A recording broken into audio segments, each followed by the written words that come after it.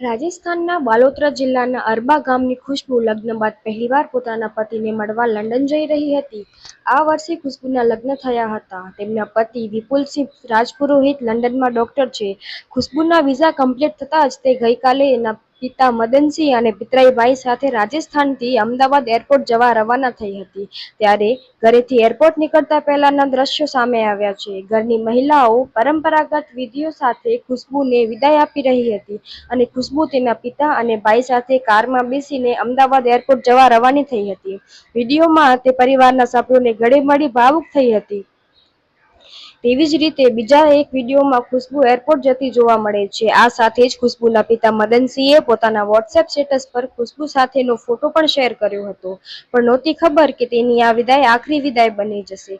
ત્યારે મોતના સમાચાર મળતા જ પરિવાર સહિત સમગ્ર પંથકમાં સન્નાટો ફેલાયો છે. આખા રાજપુરોહિત સમાજમાં શોકની લહેર છવાઈ છે. કોઈ વિશ્વાસ જ નથી કરી શકતું કે ખુશ્બુ જે થોડા કલાક પહેલા સૌને ગળે મળી રહી હતી તે હવે આ દુનિયામાં નથી રહી.